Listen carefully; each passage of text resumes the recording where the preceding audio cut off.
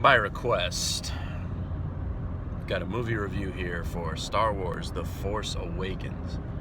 Naturally, I'm a little late coming to the party with this sort of review, but it has to do with, I guess I'm not a nerd. It's funny, because I always felt like a nerd growing up, so now finally, when it's cool to be a nerd, I'm not a nerd. Or maybe I wasn't a nerd ever, I don't know, but the level and intricate detail that Star Wars seems to get into with some of the fans is not really my cup of tea.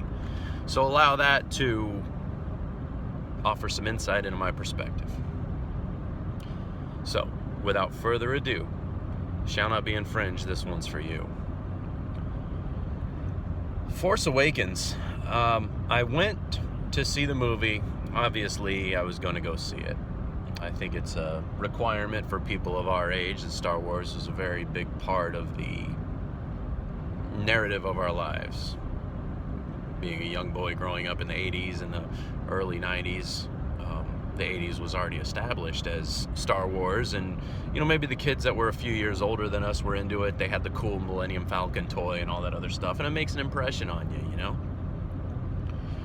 But I have to say, it was with some reluctance that I went to see the movie, even though I was going to see it anyway, because the last Star Wars movie that I had seen at the theater was the Episode 3, Revenge of the Sith, which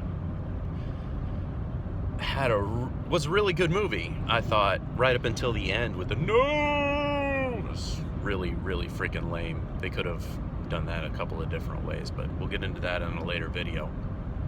So I had a bit of trepidation as to what's going to be going on normally wise. The whole Disney buying the franchise for what, $4 billion or $1 billion, a lot of money, knowing they weren't going to screw it up. The Star Wars experience, because Orlando's not too far from me, we go to Disney a lot, so that sort of thing was neat. I was kind of into it in that point of view. Then I go to the movie, and I'm literally blown away by the movie.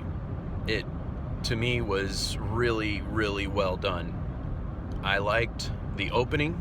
I felt it was very Star Wars. It was very traditional. It was like putting on a shirt that fits just right from the beginning.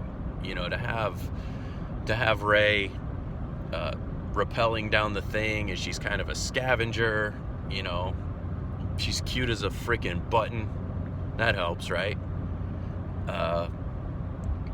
But everything just sort of falls into place, and then does it cut away to the village scene? Now, it's been a while since I watched it, so you have to bear with me. Does it cut away to the village scene when Kylo Ren, the main bad guy, stops a blaster laser in midair? That got me, man, and it's just sitting there buzzing and going really incredible. And then when the one stormtrooper dies and puts that bloody handprint across the face of Finn,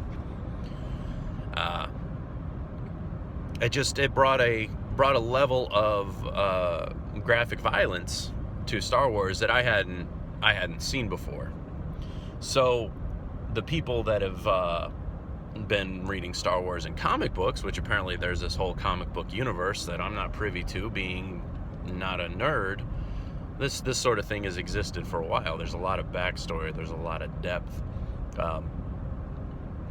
so you do get that type of grit, and that violence can exist, and also in the first time going back to that, we have a Star Wars movie where somebody getting back to somebody actually eating in the Star Wars, and we haven't had that since Owen and Beru, when they're eating that weird blue, I guess it's Banta milk. All right, we're gonna have to split this up into a couple of parts because I am short on time. So tune in to the next thing as the part 2 of the movie review for Star Wars Force Awakens. What is that, episode 7? Yeah. All right, y'all take care. We'll catch you next time.